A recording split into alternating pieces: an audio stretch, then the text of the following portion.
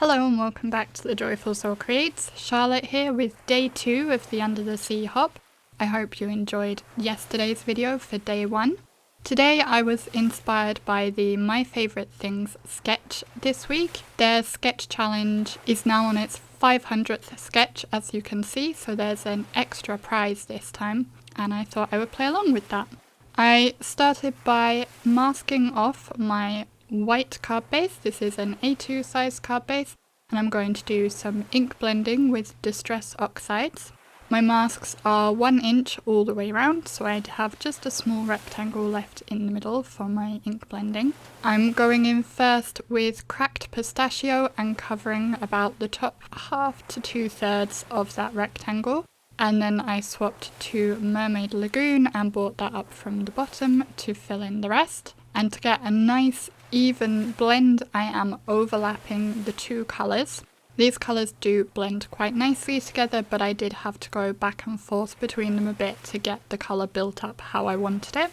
Whilst I am doing this ink blending, which you can watch whilst I talk, I will tell you a little bit about the hop in case you missed the explanation yesterday. So this is a 3-day Under the Sea themed hop organised by Teresa Russell from Scrapping for Less, and all the participants are making projects based on the Under the Sea theme, of course. Yesterday I made a card with a narwhal. Tomorrow I'm going to be, spoiler alert, making a card with mermaids. And there's lots of great Under the Sea inspiration on YouTube and also over on Instagram, and some people are sharing to blogs as well. I've actually shared to all 3. Quickly back to the card. I decided the cracked pistachio was a bit too green, so I did bring in some tumbled glass to knock that back a bit to blue.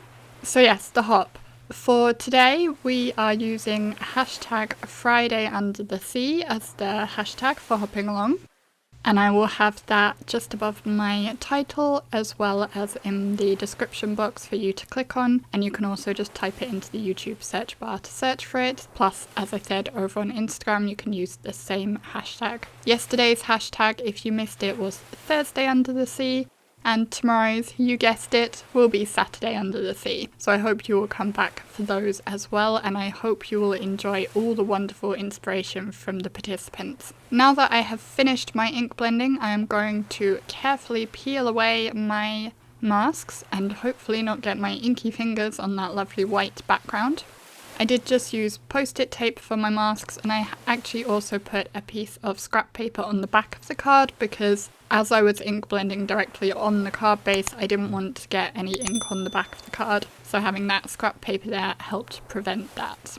So here you can see I'm just very slowly peeling the tape away. I don't want to tear anything, so I'm just taking my time with it. And I love the crisp white edge that you get at the edge of the ink blending with doing this kind of masking. I did notice as I removed this last mask that the line wasn't quite straight there. The mask must have come up slightly when I was doing my ink blending, but that's okay. I will cover it up with one of my little critters a bit later.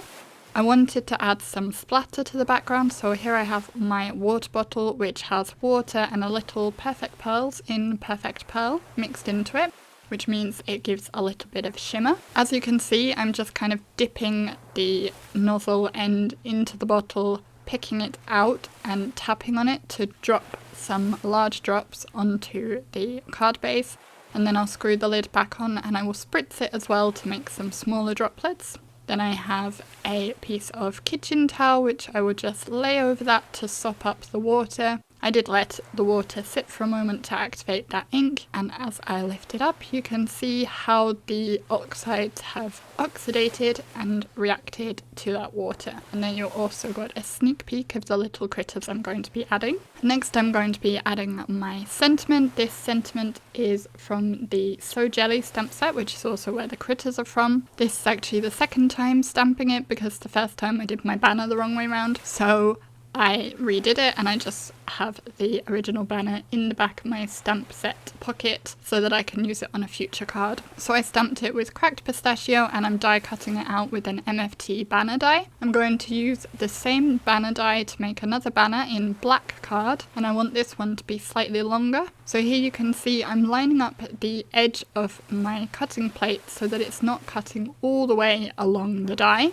And then once that's cut, I can put the die back in and slide it along, and again line up the cutting plate so this time it's not cutting the flag end, and this will create a much longer die cut than the die would usually make, as you could see by comparing the length of the two. Now I'm also going to be doing some embossing with a star die, because if you remember in the sketch there was that kind of big heart element, so I wanted to make sure I'd included that more than my design seemed to be so far. So I thought I would add a star and just dry emboss that. And as you can see, I have a little helper coming to assist me with working out my sandwich for this embossing. This is Lola, and if you ever hear cats yelling in the background, that's probably her, because our other cats are much quieter. So the sandwich for this embossing, you want your cutting plate, and then I have the tan Spellbinders embossing mat, then my card base.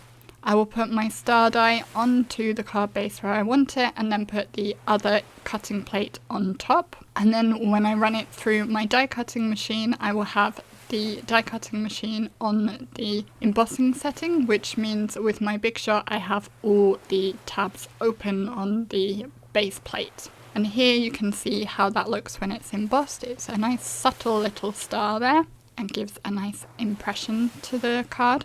So then I was just seeing how the banners look on the card. I do later go and shorten that black banner a bit because I thought it was a bit too long. I hadn't actually measured exactly how long I wanted it before extending it, so I do shorten it a little bit. But before I do that, I want to make the star stand out a bit more. So I'm bringing in my white pigment ink. If you've seen my other videos recently, you will know that I do not like this white pigment ink. So it's kind of surprising that I've been using it so much lately. It actually worked really well here because I didn't want super white coverage. I just want to add some definition to the star by differentiating it from the background. So it's just a very subtle difference, and this particular white pigment ink that doesn't give a lot of coverage, is not very opaque, works really well for this. And I am just using a cheap makeup sponge for this, and using the die as a kind of stencil does really work very nicely. It doesn't make the star stand out a lot from the background, but I think it did help define it a bit more. So now I'm going to adhere my banners together with some Tombow Mono Multi-Liquid Glue, and as you can see I have shortened that black banner a little bit so it's not quite as long as it was when I originally cut it, but it is still longer than the die would cut if you hadn't extended it, because if you remember the white one is cut exactly how the die would cut without extending. I hope that all makes sense. Then I'm going to bring in my little critters. The jellyfish and starfish are both from Lawn Fawn's So Jelly stamp set. I have coloured these with my Spectral Noir Illustrator markers and fussy cut them out. I actually originally stamped these for using on yesterday's card and then decided I wanted just the narwhal on yesterday's card, so I thought they would be perfect to use for today's card instead.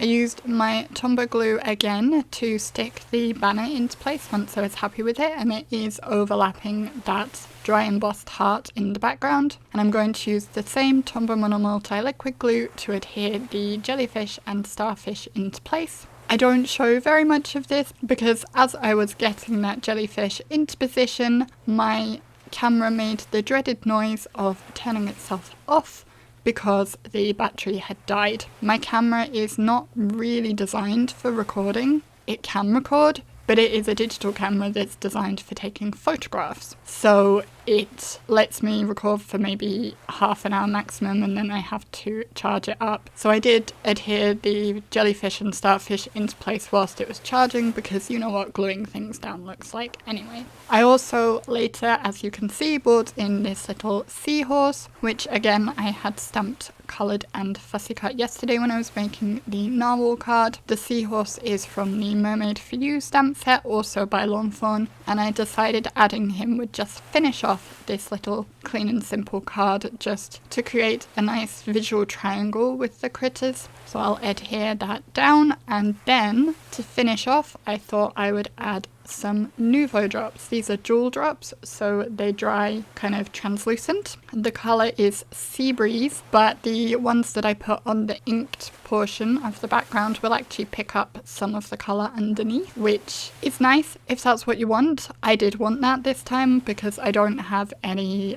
that match the cracked pistachio colour, so I thought having this kind of bluish colour that would also pick up that underneath colour would work well. But you can use, for example, the crystal drops if you want a more solid colour instead. So I just put 3 of those, again following the lines of my visual triangle. I did consider adding more, but in the end I thought I would just leave it as the 3, and I will tap on the back just to help even those out a bit, and that will complete my card.